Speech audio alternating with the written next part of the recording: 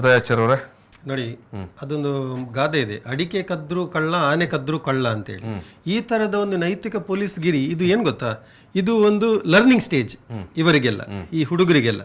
ಇದರಲ್ಲಿ ಒಮ್ಮೆ ಈ ತರ ಮಾಡಿ ಬಂದ್ರೆ ಅವರಿಗೆ ಒಂದು ಕಾನ್ಫಿಡೆನ್ಸ್ ಬರ್ತದೆ, ಮತ್ತೆ ನೆಕ್ಸ್ಟ್ ಏನ್ ಬೇಕಾದ್ರೂ ಮಾಡ್ಬೋದು ಅಂತ.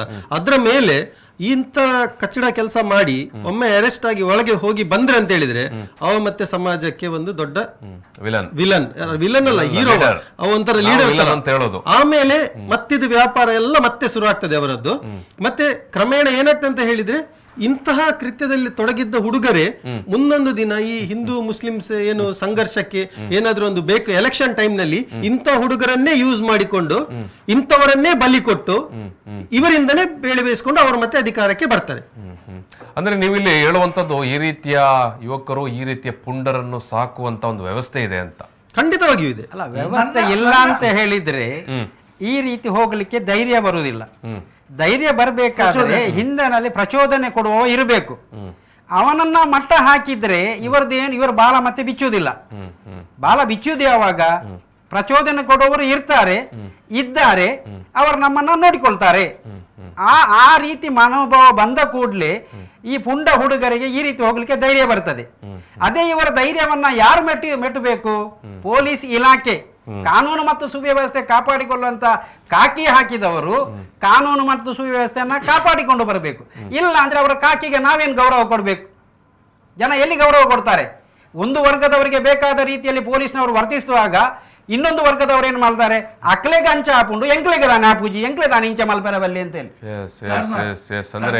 ಅಂದ್ರೆ ಇಲ್ಲಿ ಮಂಗಳೂರಿನ ಪರಿಸ್ಥಿತಿಯಲ್ಲಿ ತನಕ ಬಂದಿ ಅಂತ ಹೇಳಿದ್ರೆ ಒಂದು ಕಡೆಯಲ್ಲಿ ಹಿಂದೂ ಸಂಘಟನೆಯವರು ನಾವೇ ಎಲ್ಲ ಊರಿನ ನೈತಿಕತೆಯನ್ನು ನೋಡಿಕೊಳ್ಳುವವರಂತ ಅವರು ಬೆತ್ತಾಡಿಕೊಂಡು ಲಾಠಿ ಹಿಡ್ಕೊಂಡು ಹೊಡೆಯಲಿಕ್ಕೆ ಹೊರಡೋದು. ಇನ್ನೊಂದು ಕಡೆ ಕೆಲವೊಂದು ಮುಸ್ಲಿಂ ಸಂಘಟನೆಯವರು ಅವರು ಕೂಡ ನಾವೇ ನಮ್ಮ ಸಮಾಜವನ್ನು ನೋಡಿಕೊಳ್ತೇವೆ. ನಾನೊಂದು ಹೇಳ್ತೇನೆ, ಮಹಮ್ಮದ್ ಹೇಳಿದರು ಅದು ಸರಿಯೇ. ಆದರೆ ಇವತ್ತಿಗೆ ಆ ಟ್ರೆಂಡ್ ಮಾತ್ರ 75% ಕಡಿಮೆ ಆಗಿದೆ. ಅಂದ್ರೆ ಅವರಿಗೆ ಕೂಡ ಪೆಟ್ಟು ತಿಂದು ಪೊಲೀಸ್ನವರು ಕೇಸ್ ಗೀದಾಗಿ ತುಂಬಾ ಮಂದಿಗೆ ಅನುಭವ ಬಂದಿದೆ. ನಾನು ಬಿಜೆಪಿ ಅವರು ನನ್ನ ಸಾಮಾಜಿಕ ಜಾಲತಾಣದಲ್ಲಿ ಇದ್ದಾರೆ, ನೋಡ್ತಾ ಇದ್ದೇನೆ. ನಾನು ಜೈಲಿಗೆ ಹೋಗಿ ಬಂದು ಸುಸ್ತಾದವರು. ಆದರೆ ಇನ್ನೂ ಕೂಡ ಇದೆ 10-25% ಇದ್ದಾರೆ, ಮುಂಚಿನ ಅಷ್ಟಿಲ್ಲ. ಸೆಕೆಂಡ್, ನಾನು ಇನ್ನೊಂದು ಹೇಳ್ತೇನೆ, 10-20 ವರ್ಷದ ಮೊದಲು ಇಂಥ ಅನಾಹುತ ಯಾರು ಮಾಡಿದ್ದಾರೆ ಅವರಿಗೆ ದೇವರ ಶಾಪ ತಟ್ಟಿದೆ. ಇಲ್ಲೀಗ ನಾವು ಮಾತಾಡುವಾಗ ಹೇಳ್ತೇವೆ ಕಾಕಿ ಅಂತೇಳಿ, ಇಲ್ಲಿ ಬರೀ ಕಾಕಿಯನ್ನು ದೂರುವುದಲ್ಲ, ಒಂದು ಸರ್ಕಾರ ಆಳ್ವಿಕೆಯಲ್ಲಿರುವಾಗ ವಿರೋಧ ಪಕ್ಷದಲ್ಲಿ ಉಂಟಾ ಇಲ್ವಾ? ಈಗ ಇಲ್ಲಿ ಸೋತ ಕ್ಯಾಂಡಿಡೇಟ್ಸ್ ಇದ್ದಾರೆ ಇಲ್ವಾ? ಒಂದು ಪಕ್ಷದವರು ಗೆದ್ದಿದ್ದಾರೆ, ಸೋತವನಿಗೆ ಯಾಕೆ ಬಾಯಿಗೆ ಜಿಪ್ ಹಾಕಿದ್ದಾರೆ ಅವನಿಗೆ, ಅಥವಾ ಫೆವಿಕ್ವಿಕ್ ಗಮ್ ಹಾಕಿದ್ದಾರೆ? ಮಾತಾಡ್ಲಿ ಅವರು.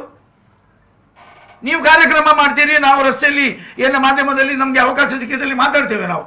ಆದರೆ ರಾಜಕಾರಣಿಗಳು ಅದರಿಂದ ದಿನ ತೆಗೆಯುವವರು, ಅವರು ನಾಳೆ ನಾಡ್ದು ಪುನಃ ಒಟ್ಟಿಗೆ ನಿಲ್ಲುವರು, ಅವರಿಗೆ ಯಾಕೆ ಈ ಜವಾಬ್ದಾರಿ ಇಲ್ಲ? ಮಾತಾಡುವ ಜವಾಬ್ದಾರಿ ಬರುವಾಗ ಮಾತ್ರ ಅವರಿಗೆ ಜವಾಬ್ದಾರಿ ಬರುವುದು. ಯಾಕೆ ಪ್ರತಿಪಕ್ಷಗಳು ಮಾತನಾಡುವುದಿಲ್ಲ ಅಂತ?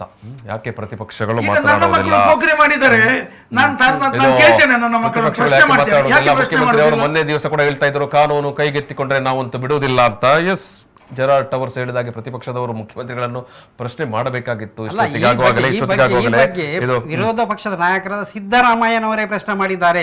ಮಂಗಳೂರಲ್ಲಿ ಇರುವುದು ರಾಜ್ಯ ಸರ್ಕಾರನೋ ಅಥವಾ ತಾಲಿಬಾನ್ ಸರ್ಕಾರವೋ ಅಲ್ಲಿ ಇರುವಂತದ್ದು? ಯಾಕಂತ ಹೇಳಿದ್ರೆ ಕಾನೂನನ್ನ ಬಿಟ್ಟು ಯಾವಾಗ ಮಾಡ್ತಾರೆ ಸಾಧಾರಣ ಕರೆಯುವಂತದ್ದು ತಾಲಿಬಾನ್ ಸರ್ಕಾರ ಅಂತ ಹೇಳಿ. ಮುಖ್ಯಮಂತ್ರಿಗಳು ಗೃಹ ಸಚಿವರು ಅದಕ್ಕೆ ಉತ್ತರ ಕೊಡಬೇಕಿತ್ತು. ನಾನು ಒಂದು ಹೇಳ್ತೇನೆ, ಅವರು ಅಥವಾ ಪೊಲೀಸ್ ಇಲಾಖೆಯನ್ನು ಪ್ರಶ್ನೆ ಮಾಡಬೇಕಿತ್ತು.